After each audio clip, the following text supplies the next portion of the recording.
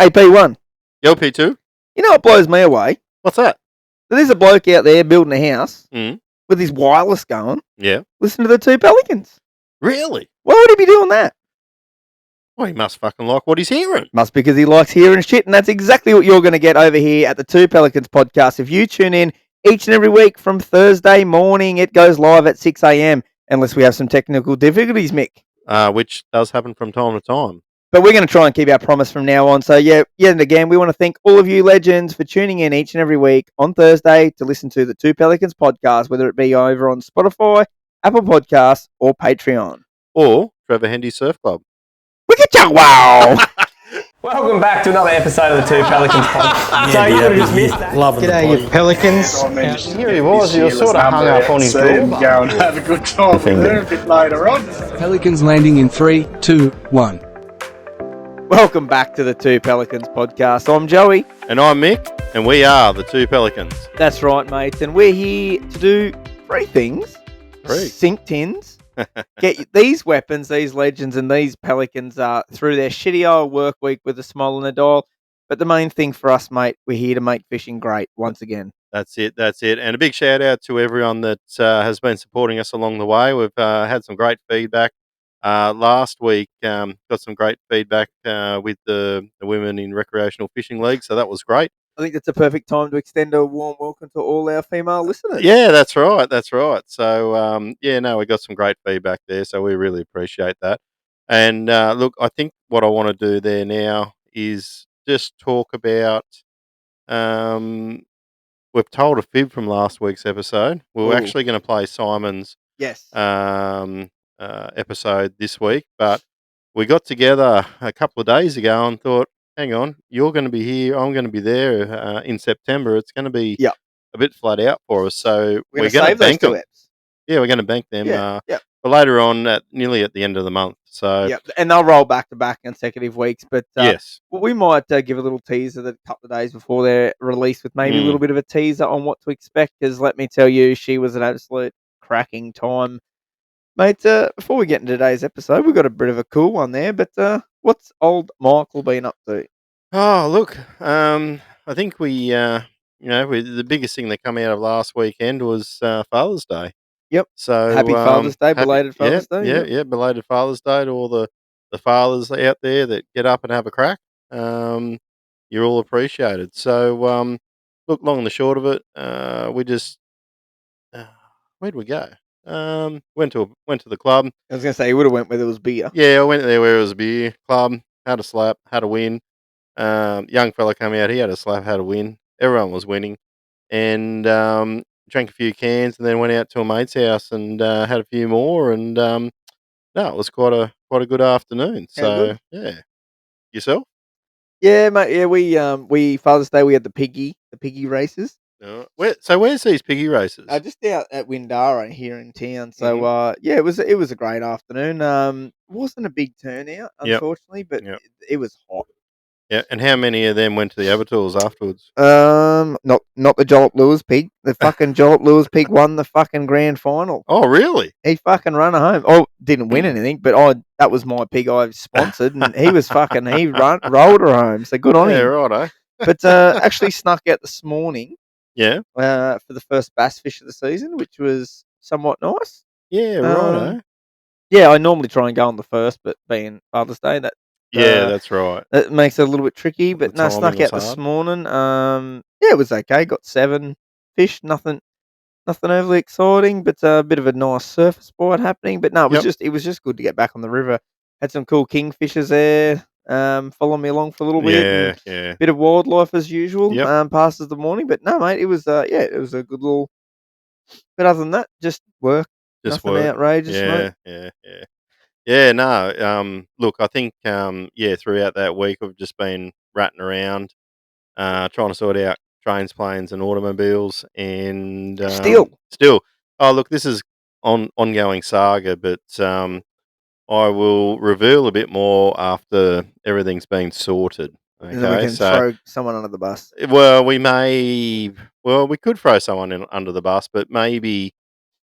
Make the other Pelicans out there aware of sometimes what you get yourself into. Yeah, for sure. Yeah, that's what we're here about, making everyone aware. That's it. But That's it. let's jump into around the grounds for this week, mate. Yeah, look, let's just start with the ABT doubleheader in Queensland there. So Somerset and Wivenhoe. So Yep. Mark Reinbold, I think I said that right. He won the Somerset one.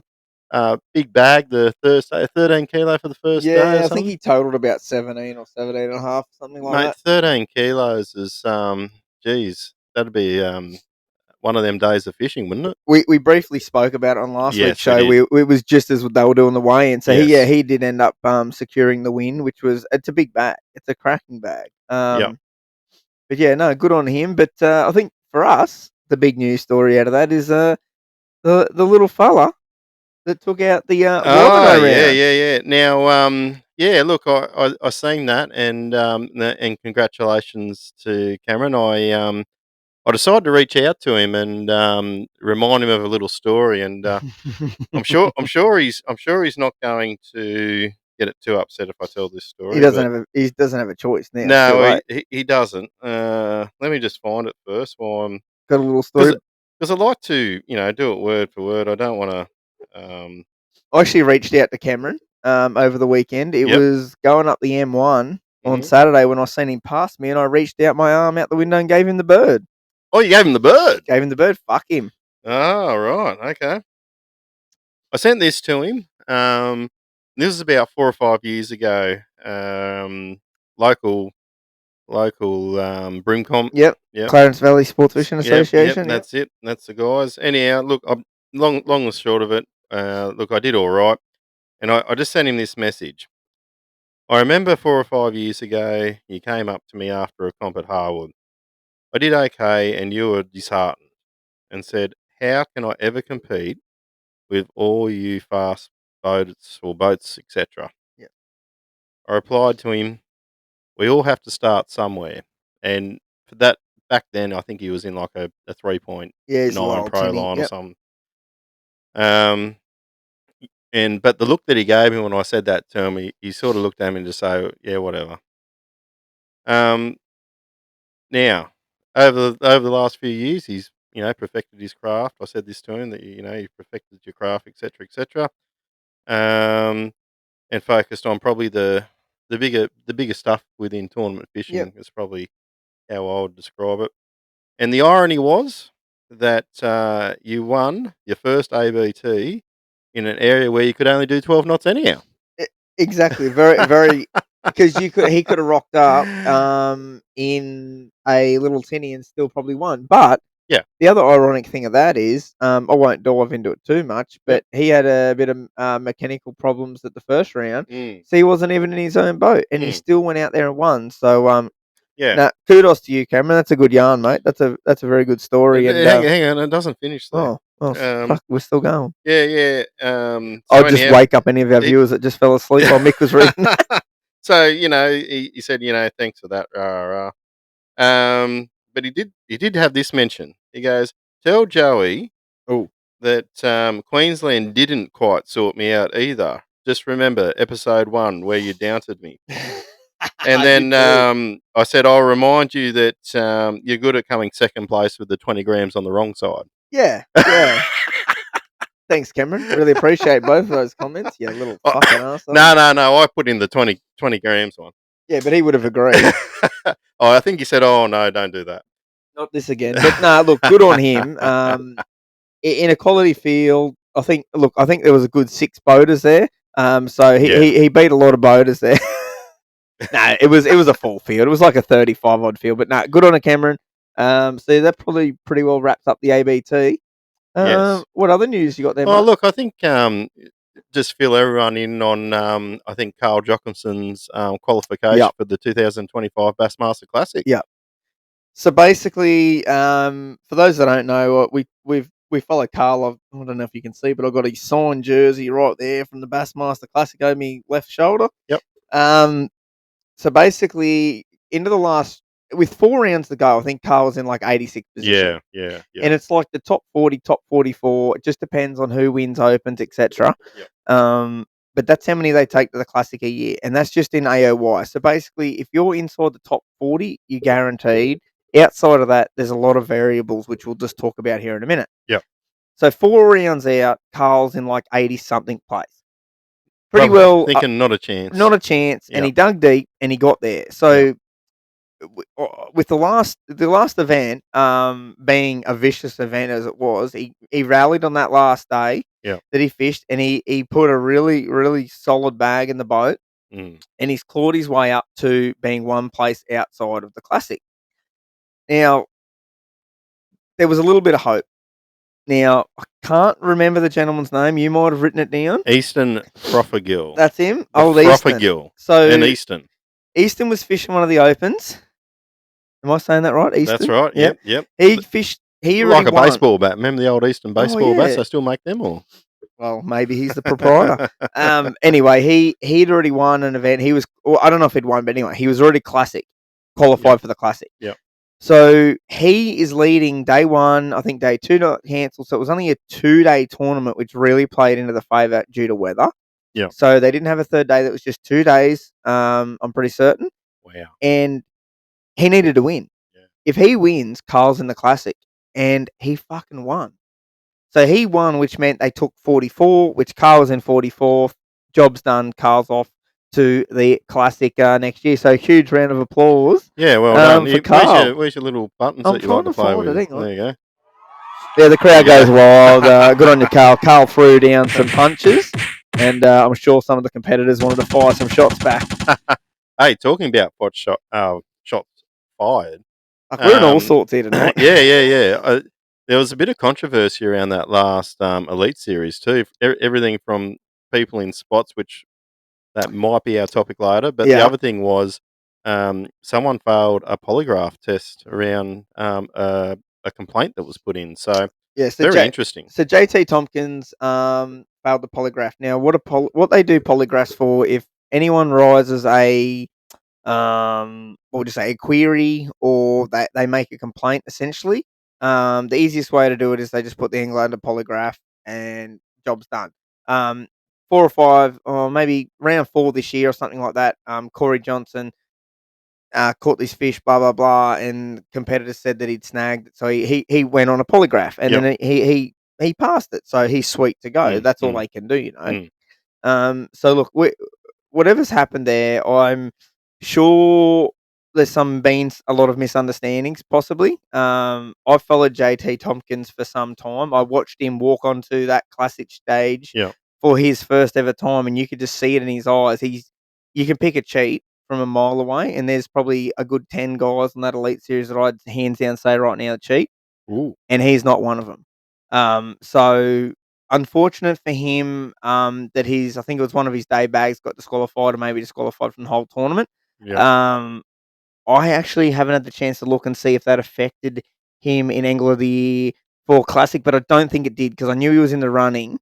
He was right at the top. So that actually could be a cool stat to pull up and see how that affected him. Hopefully it didn't. Should check that out. But we will talk about the rest of that, because that ties into today's topic very well. But any more news before we dive into gudgeons? Just 2 things. I'm actually after a bit of help. So after thinking about the camera last week, anyone out there that does shirts and does boat wraps, can you email the 2 Pelicans podcast at gmail.com? I've reached out in a couple of places and I haven't had much response. So, I can probably sort you with the boat wrap. Righto. We can probably sort that. Yep. I know I've got a guy. Got a guy? Got a guy. He did this wrap. Did a pretty good job. Yep. You're on your own with the shirts. Yeah, no dramas. That's fine. And Mick doesn't want it for nothing either. He'll pay. He just wants a good deal and someone to deal with. That's a fucking top. I just want someone to deal with. Preferably in this country. Yeah. Someone that can actually do what I ask. Speak of that English. Oh, look, not even that. Look, the background around that is, I might as well just come out and say it, is that I did have some shirts organised. Then, from King Jong-il, and they wanted a bit more money, and it was like, okay, maybe. And then they had a flood, and everything just disappeared. So that was it. Which you'll never know that from King Jong-il land, because they're not allowed to report shit. So Kim Jong-un may or may not have shot somebody. Shots were fired. Oh, hang on. Got it? Oh, fuck, There we I'm go. getting good at this little button. Firing squad. I Look, don't think I've got anything more news, to be honest. I Actually, I do have news. okay. Well, you go. I've got one more topic before we move on, but you go. Is yours about live sonar? Yeah. Literally, Let's this talk is about big. that. This needs to be. This was Yes. released about 2 hours Yes. ago from when we're recording. So one of our episodes prior, I don't know which one it was, maybe 7th, 8th episode, we spoke about, do you need forward-facing sonar? And we dived into the states pretty heavily. Yep. So today they have come out. Which organisation? Not MLF, not BASS. It is It's the Australian American League Fishing or something? Not Something Australian. league? American. Anyway, one of the leagues have come out. Yep. And they have banned For 2025. For 2024, there will be none.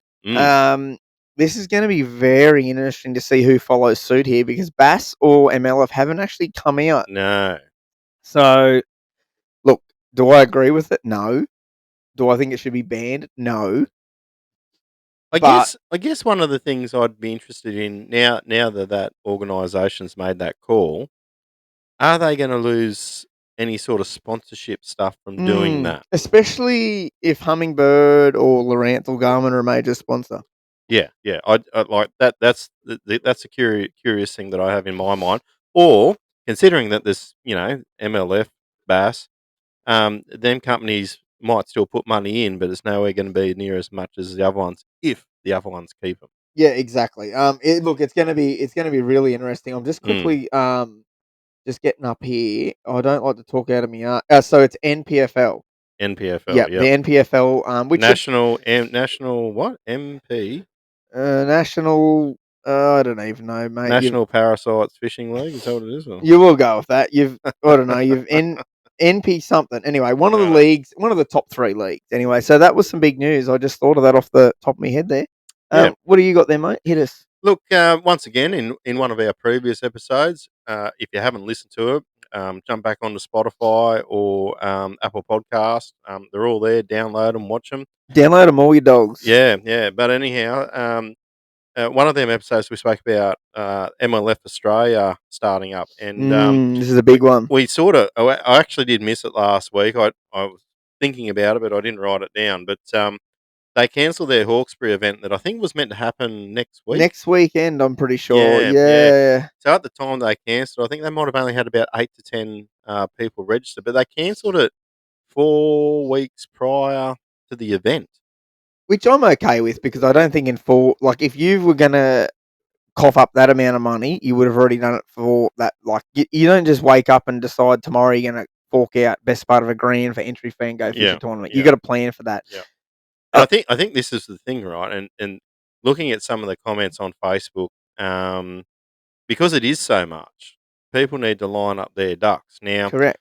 Now, sometimes us as humans aren't the most organised people, and I get that.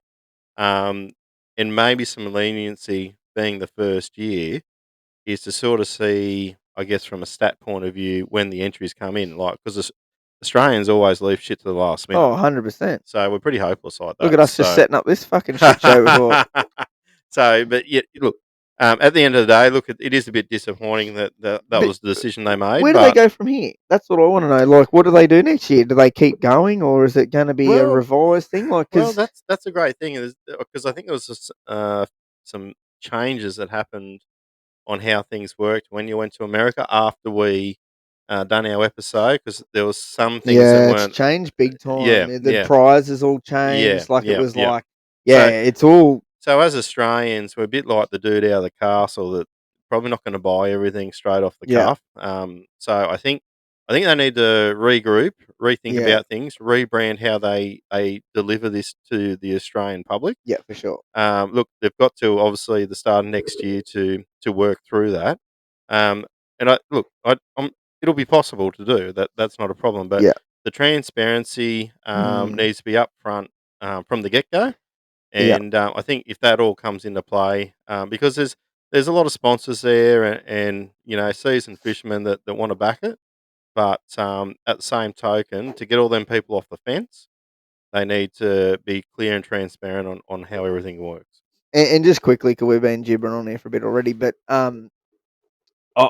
one thing, and I'm not going to stand back and tell someone how to run their business, but you can't be changing shit through the season. Like, if they said at the beginning, it's this prize, this is what it's going to be, you can't revise it and change it and do things like that. It just doesn't No, work. no, Like, no. And you're going to lose a bit of Yep. respect over that, and that's Yep. just the Yep. way it is. But mate, that probably pretty well wraps up our around the grounds. That's around the grounds for us. I'm spent. I'm spent. I need another beer. Yeah, hook in there. Shoot, let's do Mud Gudgeons of the week. Let's cue a bit of music here. Dun, dun, dun, Mud Gudgeon of the week. We could hang on. No, we're gonna have to. We got to do better than that, folks. Our two Pelican fans are here to support us. Let's change some voices up here. Right, Welcome back to the Mud Dungeon of the Week. Oh, no, I've done this again. Oh, fuck, we're back. Fuck, we're idiots. Anyway, I know there'd be one bloke there right now, fucking bent over, pissing himself. He'd be swinging his hammer. Old Mickey Goodwin. He's probably just slipped off the end of the nail straight into the arc, and now he's got to pull it off and put a new arc on. So sucked in. Mate, hit us with your gudgeon.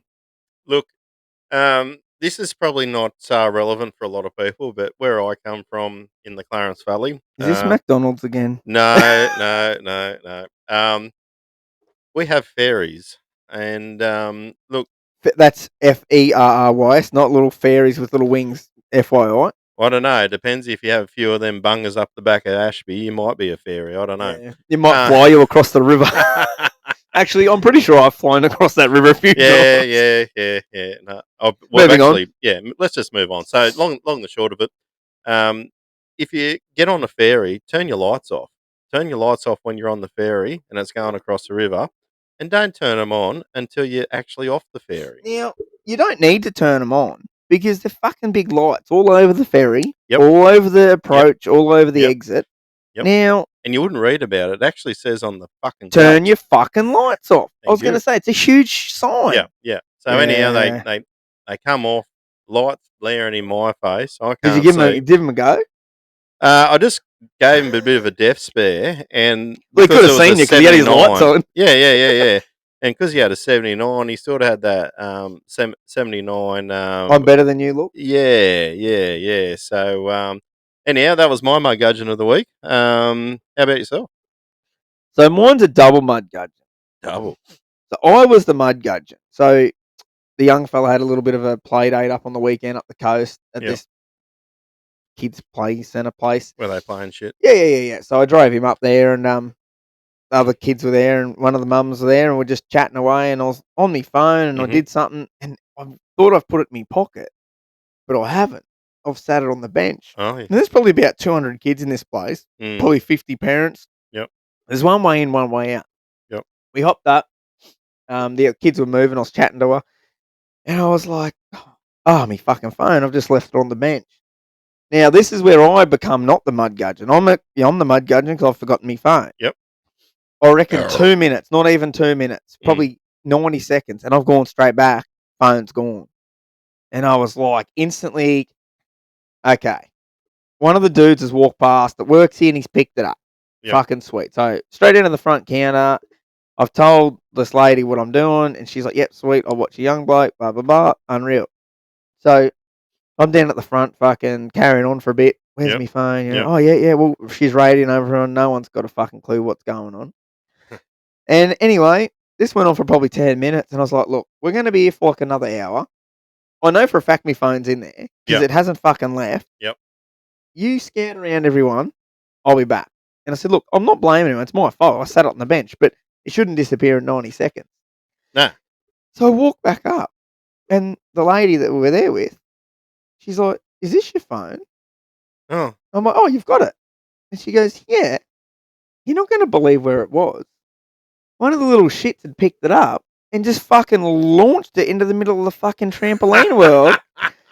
And it was only that my young bloke's jumping around and the thing's jumping around next to me. He's like, "What's Dad's phone doing on the trampoline?" So, lo and behold, if that had gone under the spring thing, I'd never seen the cunt ever again. Yeah. Goodbye, Irene. So but this is where it comes back to me being the mud gudgeon, because that's the second time I've done that last week. You know what? You know what's actually disturbing about this? And look, I've got another one I could tell, but I need probably to dilute it for another 24 hours because it's pretty full on. But somehow we always seem to get ourselves in these shitty positions that we end up being the mud gudgeons. So I don't know if that says a lot for us. Yeah, it was meant to be the viewers mud judge of the week, not Yeah, me. yeah. Anyway, that's how we are. But mate, look, we've jibbered on enough here. We're already halfway through the show and we haven't got to the topic, so strap yourselves in. This might be a good show. And the beers are going down well, so you might get a bit of full scent Joey here in a minute. Mate, this week's topic, talk us through it. And just before we do, I want to just relay to the viewers that this week's topic isn't just about tournaments. No. We're going to view this on both sides of social fishing and tournament fishing, and we're going to give some really quality examples on both sides. So bear with us. We know we don't want to bore you with the tournament rubbish. We'll give you some examples. The quality might not quite be there, but we'll give it a go. Let's hit up this week's topic, mate. Hang on, let's play a bit of cue music. Yep. Hit up. What is it, All mate? right. The topic is: do you really own a fishing spot? Hang on. They're two of the sounds that normally are involved in that. Now, I guess the thing is, like you said, we want to try and decipher the two as the weekend angler and the tournament fishing, because there is different lines. Oh, totally Different lines. Now, where would you like to start with this, or do you want to do an overview of the situation? Let's go an overview of the situation, and then when we're talking about each part of it, we'll skip back and forwards. I think. Let's do it that way. So, you go, boss. All right. Well, look, I guess the thing is that people turn up to spots. People get to the same spots sometimes at the same time. Yeah. What makes it okay to be your spot? What makes it okay to be his spot? I guess is what we're trying to. That's what we want to try and diffuse, right? Yeah. And in tournaments, obviously, it's who was there first? What's your position on the leaderboard? Blah blah blah. What boat do you got? How quick can you get there? But then on the average weekend, angler side of it, it's like, well, mate, I've been fishing this rock for the last 30 years. What makes you fucking own it? Yeah, you know what I mean? So I think we'll dive into that. Now, let's start with the tournaments because that's an easy sort of place to start. I guess, Mick, I don't know, have you ever led a tournament after day one? No. Oh, well, I'll have to talk on behalf of both of us. Oh, right. Look, I'm not a 2-day fisherman. No. The lakes in Australia don't handle 2 days of pressure, Mark Parrott. Oh, fuck, he's copping it again. Look, there's nothing worse than I'm not going to say leading, but being in contention, and you're fishing an area which I'm going to call a community hole. But in that community hole, this is the example we're going to give. There's 4 people in this community hole, and all 5 of those are the top 5. Yeah. Now, if you rock up there on the last day, and there's a boat there that wasn't there the other days, yes, that's not okay. Yes. Now if he'd called in and had a fish at some point and moved in, that's fine. Yeah. But if he was not there at all, he can't be there. Now, I'm just going to put a bit of a devil's advocate in here because I'd imagine that there'll be tournament anglers out there thinking this and would say this. And this is, I paid my money like everyone else. Can I just fish wherever the fuck I want to fish? I just devil's advocate. That's fine. Yes, you can fish wherever the fuck you want. But for you to sit there and say, oh, I knew this spot was here, like, there's a lot of that goes on, like, oh, I fished that and pre-fish, for 3 seconds when you side scan past it on the plane. Like, I'm a big one. And actually, just today, this is funny we've brought this up. I'm actually just going to pull this post up. I'm not going to say who put this up. Ooh. Oh. I literally read this just before you arrived. Now, as I said, I'm not going to mention names involved here. I've got a funny feeling I might have seen this. Yeah. And I wanted to bring this up. And he's a really good quality guy. He's a good mate of mine. I'm just not going to say that name just to keep it all sweet. So, as we just come off the back of, we said Somerset Wivenhoe. It was commending something, though, yes. wasn't it? So, this gentleman that fished on the weekend and did very well wrote a shout out to all ABT anglers. Coming into the final day of Lake Wivenhoe tournament, I would say it's fairly common knowledge that the guys sitting in the top positions were fishing upstream in a somewhat concentrated area, so a community hole. Yep. But they had it to themselves. Yep. It was so great to see the anglers give their fellow competitors their space and not follow the leader like we occasionally see. It's great to be part of a tournament series of top field respected anglers, blah, blah, blah, blah, blah. Now, I won't say who wrote this comment. But if you got half a brain, you can just scroll down. Now, this fella He's got 14 reactions to his comment. Now this bloke loves. He's like if this fella was a witch, he could stir the best potions because this fucker knows how to stir it up. He is a weapon. And he goes, nothing worse than having someone who donuts the first day pulling up on someone who is a shot to win. Obviously, still a few out there, but that's awesome to see 95% of people have etiquette. Mm. I'm pretty sure he was talking about Mark Parry at donutting because he always donuts. But anyway, shout out to you, Mark. But look, there's nothing worse. There's nothing more that grinds my gears than when I see that happen. And I'm not talking about just to me. When I see that happen to a fellow competitor, and it's not even about them catching the fish. It's it could spook the fish, it could put them down, or it's not right. It's just not simple etiquette. Yeah, yeah. Look, I think it's a hard one, I think, to sort of iron out. But I think the one thing that needs to happen in this these circumstances, whether you're a tournament angler or the weekend fisherman, is communication. Like communication is key, right? Yeah.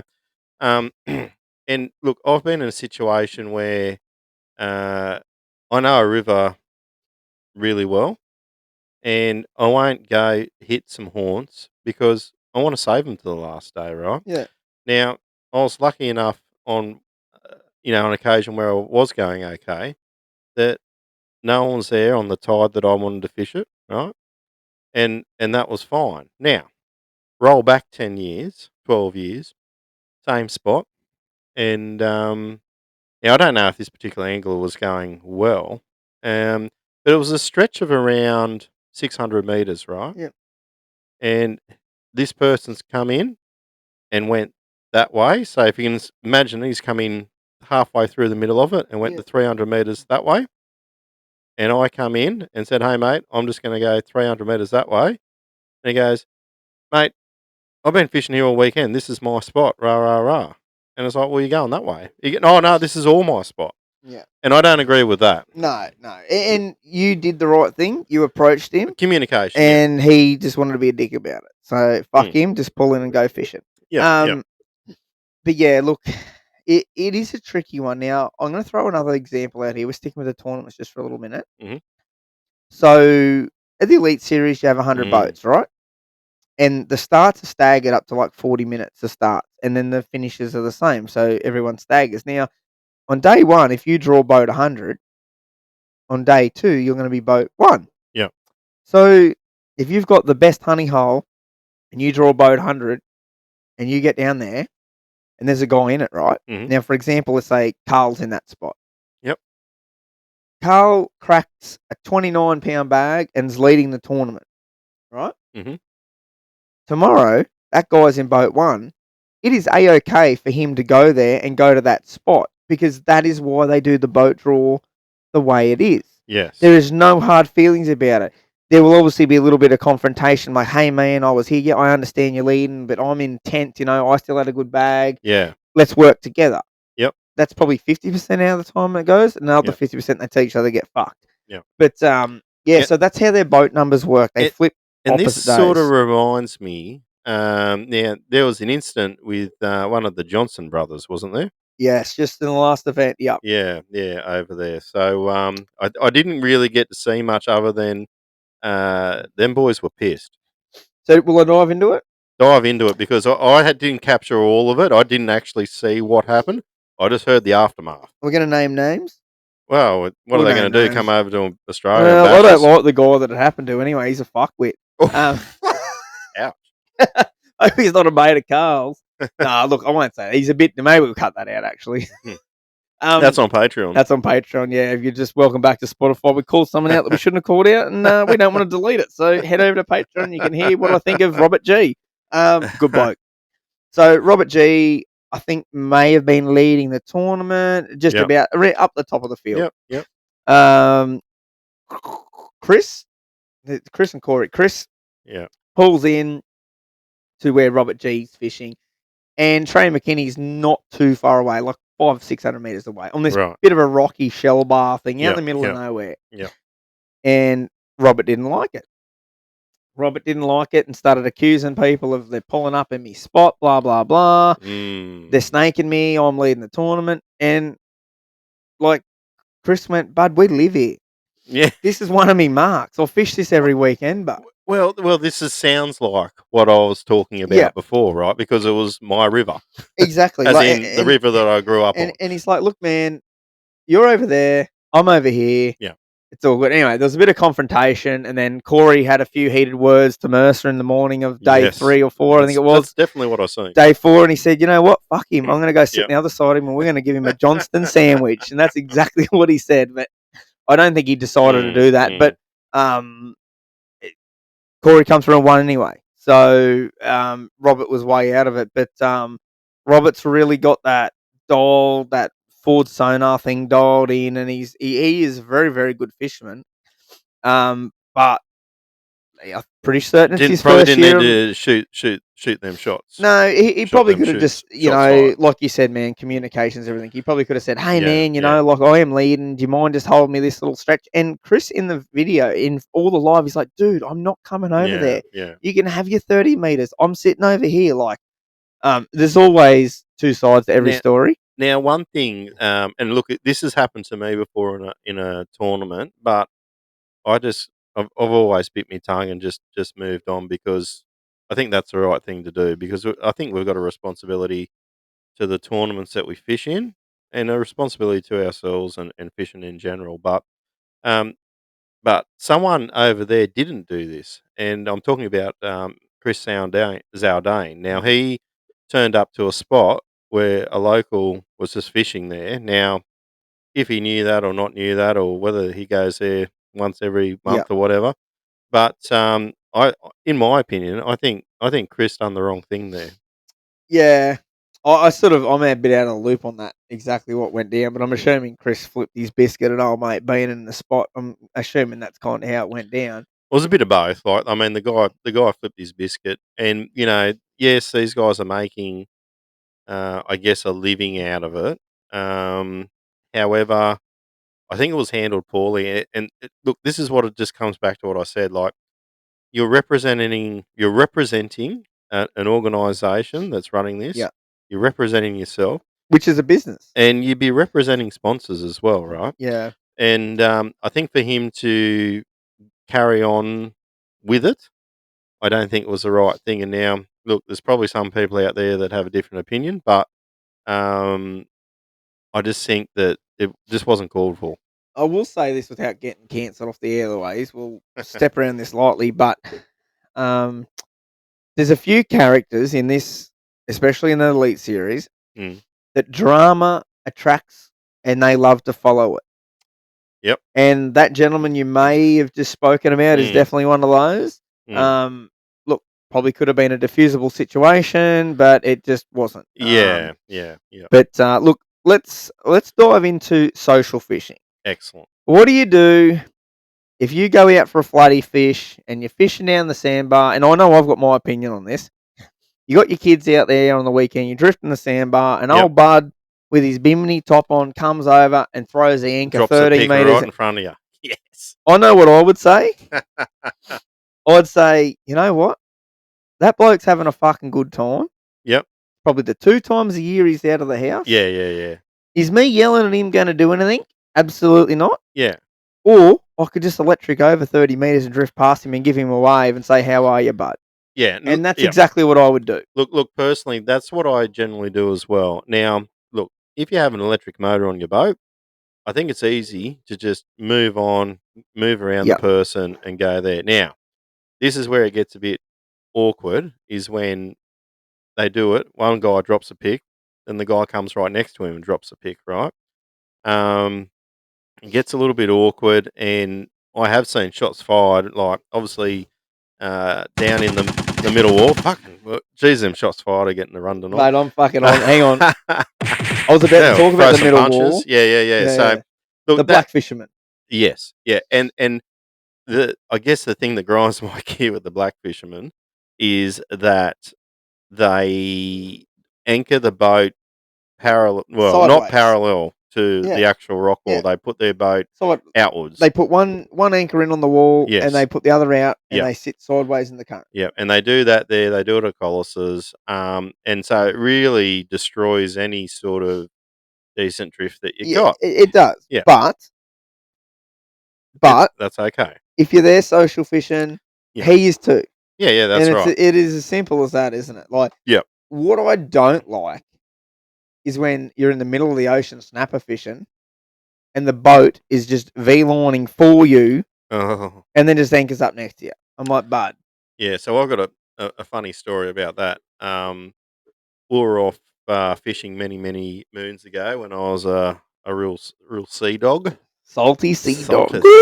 Yeah. Anyhow, long story short, we're there's some dribble trolling for tuna and mackerel. Tuna. Hey, Petunia, where are you? But anyhow, long story Were you short, tuning them up? Fucking hell. Oh, we're fucking talking some dribble. but yeah, look, so I'm trolling. We're doing about 10 knots. We've got skirts on, and this boat just beelines over the back of our lures, straight into the bloody. I think he had a bloody, I don't know, Suzuki or something. Straight through the whole spread. Yep. Yeah, what a cop. And wrapped around his prop and everything, and we're just like, we're waving to him. Like, man, stop! You know what I mean? And just nah. So yeah, look, don't be a gudgeon. Give yourself a bit of space when you're out at sea as well. Even if you think they're not moving or they're just driving around looking. They might be doing something. Yeah, that's right. Yeah, they might be trolling. So. Now, before we get to the end of this, where we sort of, I want to tell a few yarns and maybe a few incidences that we've had on the water with this sort of happening. I've got a couple. Look, I think at the end of the day, the simple thing is you're in a tournament and you fucked up on day one. Don't go snake someone on day two. I think that's just that should be the common sense rule, right? Common sense rule. Yeah. Now, have you been there on day one and fished near these guys? And when I say community hole, like banks are a little bit different. I'm talking about like them deeper bites where you can fit 30 boats in a school of fish. Yeah. If you fished there all of day one and caught fuck all, that's fine. You're entitled to go back there because you put the hours in, and that's fine. So I think that's pretty black and white. Yeah. Now, if you're out in the weekend, as a bit of a conclusion, and old mate comes past and like we said, he fucking trolls over the back of you near you, or he drops the anchor, or he cuts 20 metres in front of you. That bloke probably doesn't fish tournaments. He doesn't understand what the 30-metre rule is. He just sees his rock in the wall and he's going there. So just let him go. We're here to make fishing great once again, and you fucking Pelicans playing up a poor old bud there isn't going to help anything. But we'll draw the line in the sand here. If he's being a fucking tool bag and like just, I don't even know full what carry on, having a full carry on. Yeah, fucking let him have it. But if he just drives in there with his kids and gives you a wave and says, "G'day, mate," mate, just let him go. Just let him go. So I guess the simple answer is, and a big shout out to Craig, because Craig broached this topic on Facebook. Craig Templar. Yeah, he did actually. Yeah, thanks, Craig. Yeah, it was a great topic, mate. Oh, look, I think the simple thing is, do you own a spot? No, you don't. And if there's two people that think they own the spot, just talk about it and fish it together. It's as simple as that. Yeah. So many times I go Jew fishing, and I'll get there and beat the other guy by 5 minutes, and he's like, "Oh fuck," and when you're Jew fishing, there's really like a rock to stand on. Yeah, that's right. I'll often say, "Hey, bud, come stand down here next to me and cast. I don't mind." But I've never ever had someone say that to me. Yeah. I'll walk out there and stand there, and you give them the opportunity. You give them, say, 5 or 10 minutes. Just stand there and hold your gaff and your rods. Yep. And not a word spoken. You will just walk off. But I think that's pretty well sums up today's topic. Do you own a spot? No, you do not. It's as simple as that. But Mick, I know in that little Pelican head of yours, you've got a couple of yarns for us. A couple of yarns. Well, surely you've had someone steal your spot and you're going to throw them under the bus? No. Look. To be honest with you, everything that I've just said around, when you're weekend fishing, I couldn't give a shit, right? That's just my personal view. I couldn't care if someone's in one spot. It doesn't worry me. I've got another 400 in the back of my head, right? However, I think in the tournament sort of thing, look, yes, it's all about communication. I gave an example there before, and I have been in that position when it's your local river. You're not going to touch things until it's crunch time in a tournament. You know what I mean? And you can't be angry if when you get there, someone's in that spot either. No, that's just, right. That's you right. just made a bad decision. You should have went there earlier. Yeah, that's right. And like I remember a tournament up at Bribey Island where I just wanted to do this run, and a weekend fisherman just turned up and just done that run. You know what I mean? I'm just like, oh God. But you can't do anything about it. And you can't do No. anything about it, and that's okay. So I think as an angler, you got to adapt to all sorts of conditions. And if someone's in a spot that you had your heart set on, that's no good. I think you need to have a plan A, B, C, D, E, F, G, H, I, J, Exactly. K, L, M, N, O, P. Yeah. So And if you're out there social fishing, Yeah. especially with your kids, you don't need to catch 600 fish. Just go somewhere else, catch them a couple of fish, job's done, everyone's happy. Mm. You don't have a yarn, a time, when someone pissed you off. I've got one. okay, no, I knew you'd have a couple. Fire away, shots fired. Hang on. Fucking let him have it. Now, I've got a few, but More chili. hang on. I can get the coins coming out. More chili. Fucking hell, these poor Pelicans listening today. Like, what are these fucking reasons? Poor old Mick Goodwin. He's just fucking put his hammer through the pane glass now that cost him $1,000. He's just plastered. He would have whacked his fucking thumb with a hammer, wouldn't he? Sure. Oh, shout out to Mick. Fucking anyway. I've got a lot of yarns, but some I've got to be careful with.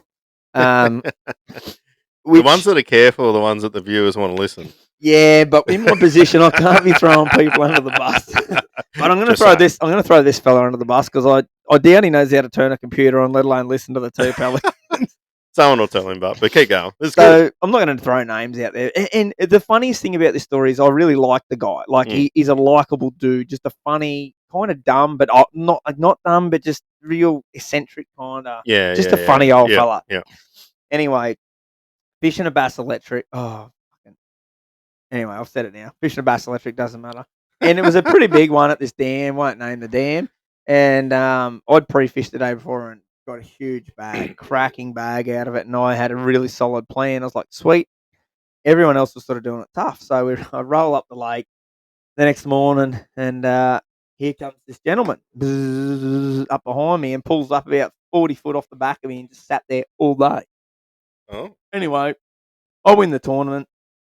And old Bud comes third, which is probably his best result ever. I'm going to just give him a shout out. Mm-hmm. Oh, no, it'd be up there. One of his best. Oh, excuse me. Anyway, fast. You wouldn't fucking believe it. If you'd ever done this, you'd never say it out loud. And he comes up to me at the end of the day and he goes, "Oh, good job, Joey." I said, "Oh, thanks, Bud." And yeah. I said, "Oh, good result too." And he goes, "You know what?" He goes, "Oh, I didn't pre-fish yesterday. But coming here this morning, I thought, you know what? Joey's winning them all this year. I'm just going to follow Joey and I'm just going to sit on it." He goes, "You know what? That really fucking worked good, eh?" And I was just like, he saw nothing wrong with it. And I couldn't be angry at the poor fella. And I was just like, holy. And he wasn't sitting in the right spot. He was only catching rats. Now, for our viewers and for me, because I don't think I've ever fished a Bass Electric, everyone sort of goes a similar speed, so everyone's seeing where they're going. You know what I mean? Like the breakaway's not eccentric like a 300 horsepower versus a fucking 90. Well, it is. It is? Yeah, it is. Ooh. Because sort of like when I was doing it really competitively, like there was about 6 of us, and then you'd probably get about 20, and then you'd have a gap, and then the other 20. Right. So us 6, we were normally running at about that 9+ Ks an hour. Mm-hmm. And you could put some serious, like you're doing a big run, you could put some serious Ks on boats. Yeah. Not even the speed, having that battery distance, Yeah. But yeah, like he was probably a good 10 minutes behind me. Mm-hmm. But anyway, I thought that was a bit of a cracker. But I had another one. I'd love to throw his name out there too. Oh, so you're a fan of his? Well, I've burned him for the last 2 shows. I've given his name an ear back. Yeah, we'll just say it. Old Marky Parriott. Yeah, fuck. Hang on. Like, let's just get something straight here. What's going on here with poor Mark? Look, Mark's a great bloke. Mark knows way too much. Mark's got a small head, but what fits inside that head's out of control. Like, he's got too much space in there, eh? No, I don't mean it like that, but he's got lots of useless information in his brain. Anyway, we were fishing this guy. 4P1's fucking done. I feel like we might have to create a new podcast. P1's cut me. He's like, "Nah, you're on your own here." No, I'm mates with Mark. I can get away with saying this stuff. That's all right. So I found this little bit of a deal at Mhm. Glenbourne. Yep. And it was sinking vibes really deep in the trees, like in 60 foot and winding them straight up. And I'd won 2 tournaments previous at another lake doing the same thing. Yep. This is an ABT Pro. Now, this comes off the back of exactly what Yep. you were saying Yep. really Yep. well about leaving shit. And it's not all Mark's fault. Yeah. Anyway, at the time, I was the importer for LV 500s through Valley Hill with Westy. Yep. So I've gone out and pre-fished and absolutely nutted the fuck out of these fish. And I'm like, oh, okay, no one else is doing this. And this is a winning pattern. I reckon we're onto something here. And it was one patch of trees, probably over like, say, 800 metre square. Yep. They were sitting on there on this big flat up the back of the dam. Mhm. Anyway, I can't remember who I had in the boat. It might have been Flinny even. And I said, you know what? If I go back there and I say what I'm catching on, I got like 40 of them in the car. I'm going to sell out of them this afternoon. Yeah. Or do I go back and not say what I've caught them on? And I'm saying to the group we're staying with. Anyway, sure enough, I'll tackle slut, fucking parry it. Oh, Pazza. Fucking, I smacked him on this today and he fucking bought near the whole lot. And I was like, well, that fucking worked. What I wasn't counting on was the little group of trees I was saving for the following day. The time I got to him, whose little red nitro or fucking Triton's in there? Oh, Pazza. And the little bastard beat me too. So, but look, that's not hard feelings. That was Mark, like, I told him the lure I was catching them on, but it was more I should have hit those trees up first because they were the best trees. But I was leaving them till a bit later in the day for the sun to position the fish. But yeah, and look, I sort of I know exactly what you're saying. When I fished down at Lake's entrance there, I left a spot because I wasn't getting anything, but it wasn't the right tide, and I pissed off, done whatever, come back, and look, another angler was in and around there, but he kept moving along. Yeah. And I got in there and I pretty much got the scraps, right? And then I sort of, which I was cranky with myself in one way, but then I've learned a lesson as well, right? yeah, I've for learned sure. something. So the next day I'm like, no, we're just going to stay on this bank. I think I actually talked about this in another podcast. Actually, Did I? Yeah, Okay. yeah. Yeah, righto. Carry on. Yeah, Finish it. righto. Yeah, and so yeah, just sat there, and then that other angler come along, and he sort of come in, I come in. There was no, it was all good. It was like, yep, you're going there, I'm going here, everything's good, and it was a good day. But yeah, I can't stress enough that communication's key. Yeah, There's no 100%. point sitting there and looking at someone and give them a fucking death stare for 10 minutes and then just fucking blowing up, right? Just get in there from the get go and say, hey, mate, all right, if I come in here, oh, yeah, I'm just going to run past you. I'm just going to drift by you. I'm going to do this. I'm going to do that. If he's a decent bloke, he'll work with you because he wants to fish there too. Simple as that. Yeah. That's right. So, yeah, so communication's key. I think that's how you solve, where people fish. Yes, you'll come across a mud gudgeon that will just, it might be a win at all costs or just Which they're out there. a wanker warrior, weekend wanker warrior, whatever you want to call them. But yeah, no, that's it. Communication. What do you reckon? We're done on that. But look, for our viewers, tell us what you think. For our viewers, can I have a round of applause that the camera hasn't died yet? Yeah, look at this. That's why I want to wrap things up because we're going so fucking good tonight. We're in one go. Yeah. But sorry, Mick, I cut you off. No. I was just going to say to the viewers, I think we'll put something up on Facebook bit of a there, poll. maybe a poll. What do you guys think? Do you agree with this or do you think we're wrong? And look, if you've got a story, send them through to the Two Pelicans podcast at gmail.com. Or over on Messenger. Messenger. Which is what I'm about to play here. We have a yarn. Yeah, look, just the other thing too, can we just get the yarns coming back in? Like, we haven't really pushed it because we thought we were going to run these other ones over the last next few weeks, but no, we're a bit dry on yarns. So, and if you've got 50 yarns, send them all through because Alders dribbers and drabs them through. As long as I've got them, we're good to go. But like I was about to say, is this yarn here comes through on Facebook Messenger. Like, it doesn't matter where it comes through. And I haven't listened to this yet. I know who it's from. But I genuinely have not listened to this, so strap yourselves in. Here we go, because I reckon there could be a bus park close by, and someone's about to go under it. That's all I'm going to say. Oh yeah, let's hit her. G'day Pelicans, it's your friendly neighbourhood balustrade guy here. Isn't so much a yarn; it's more of a reminder to everybody that with the warmer months upon us, the species we most like to chase are firing up. So now's the time to get onto your mates and start planning a trip.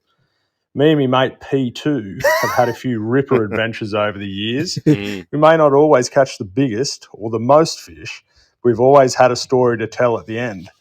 Whether it's the time he tied my swag into his boat and we weren't more than 2 minutes out the road and to come flying out of the boat, getting skull dragged along behind the boat at 100k an hour, and he just goes, "Oh shit, that's your swag getting dragged along the road behind us." Or the time he told me we'll go and camping up the Clarence and that I'd be right just to take a tarp to sleep under. End up just rolling myself up in it, and all I could hear was him laughing for half the night that I was just rolled up in a swag on the riverbank. Or the time he hit a rock bar in his boat and just destroyed the prop and didn't give a flying, just kept fishing. The motor was shuddering and carrying on. Or the time he told us we're going on this adventure to a place that's just going to hold millions of bloody bass. We're scaling cliff faces and down bloody canyons and didn't even get a bloody touch all day. So no matter what, we always have a laugh. So get on to your mates now. Get your plans underway because you definitely won't regret it. Righto, boys, that's my little piece. Keep up the good work, making fishing great again. Until next time, P1 and P2, your friendly neighbourhood balustrade guy is out. Mate, I'll tell you the what. friendly neighbourhood balustrade guy. What a good yarn that was. I think that brought up some memories. That did, and that is in the running for yarn of the year. I'm sorry to Swano, but you've been crowns taken off, mate. That's plenty. That is the balustrade guy, I should say. Yep. That is a fucking cracking yarn. Now, if that doesn't get you up off your chair and put a fucking, mate, I'm sitting here in stitches because I forgot about that shit. I reached out to him. I said, mate, can you send in a yarn? He's like, what about? I said, mate, I've done that much fucking stupid shit. Surely you got something in your bamboo bank. Now, should we dive into a couple of those? I'm sure there's some questions. Look, we'll dive into it. But, the relevancy of some of them things actually just brought back some memories of some dumb shit that we did. But anyhow, keep going. Well, we can talk about that. We've got plenty of time. Oh, no, not you and me in general, but just in general. Just in general, dumb shit I've been involved with, yes. So the swag. What he didn't tell was it was on the driver's side, so it was in the middle lane of the highway, just dragging. And I didn't give a fuck. It wasn't my swag. Yeah. What was the other one in there? Look, what I was going to say with the swag was, how was the swag when you stopped? Like, was it salvageable? Did it? Yeah, no, he was like a real expensive canvas sucker. He just scuffed him up a bit. Fuck, you should have seen it in the mirror. I'm like, I've just looked over casual as I was like, did you dye your swag in? He's like, no, you did. I'm like, I thought you did. But it had like hooked on the pole rope thing and it had wrapped around something. It was just dangling off that, slapping on the highway. I was a fucking lucky. The reason why I say that is that a mate and I went to Pindari Dam once, right? And 2 swags in the boat. Anyhow, got to Pindari Dam, fucking only 1 swag. So one person slept in the car in like 2 degrees. Ooh. Yeah. And that was just a shit show because we didn't stop. We just power trained out. But, good. Mate, that whole yarn, we won't have time here to dive into the rest of that, but that whole yarn, that was a fucking cracker. And I think, like your friendly balustrade man said there, I think ring your mates up and plan a trip. And I actually have a trip planned with that exact gentleman in a couple of weeks. And fishing is just going to be the sideline. We're going there, getting on the piss. And in actual fact, he's thrown me under the bus. I'm going to throw him under the bus. This will be the first trip that he's actually taken his car and boat ever. Ooh, so I'm going to sit back, sink tins, and fucking in for the ride. Yep. Look, I think it is a good topic that you keep mentioning is we're not getting any younger. So plan a trip with your mates. Doesn't have to be fishing, but get out there and get amongst it because you just don't know when it's your time. No. And, like, I guess that's what we're doing, like, with the Flathead Classic. We've done it for, I know, this is our 3rd year now. And it sort of keeps growing and growing, but we're just all doing it because, if we go good, that's just a bonus. Yeah, mate, 100%. But it's just the mission of the week. And if you don't, the beer will be cold. The beer will be cold. The TAB still works, and they still got heaps of engine rooms on the Gold Coast. So, and I think the most important thing is out there to our fellow Pelicans is live every day like it's your last. Fucking have a tin and just live your life and just get out there and have a 100%. crack. And 100%. mate, I think that's a perfect place to wrap this up, mainly because I'm Yes. so fucking excited because we've done it. We've fucking done it. Nothing's camera. broken. The camera's on. We're fucking done now. Quickly. So now's a good time to go on to Patreon and pay you $3 because now it's actually fucking working. You get a whole ep today. And look, I'm not going to mention his name, but there's a gentleman and he'll be listening to this. Yes. And I'm sure that he has been pissing his pants tonight Yep. because he said he pissed his pants last week with some of my comments. I'm sure tonight the fluids were flowing. He actually reached out through the week and offered us his camera free of charge to use. And champion. I said, I'm not going to mention his name, but a huge shout out to you, mate. It's very muchly appreciated from us. But, mate, yet again, it's Spotify, Apple Podcasts, you legends. 2 Pelicans podcast at gmail.com, over on Patreon. You're $3 a month, less than a tin of beer. Please hit that download button. That is all we ask from you. We don't ask you to pay anything else. You don't even need to go onto Patreon. We couldn't give two tosses about that, to be fair. Appreciate the yous that do, but if you don't, that's fine. We know everything costs money these days, but hit download. If you're only new, go back and download all the old apps. That's exactly how you can help us, mate. That's but exactly right. let's get out of here. I hope you guys have enjoyed this week's episode yet again. Strap yourselves in because the next 2 episodes we have no idea what we're talking about yet. So, and that's how we like to roll. Radio. I'm Joey. I'm Mick, and we are the 2 Pelicans. Catch us next week. Woo!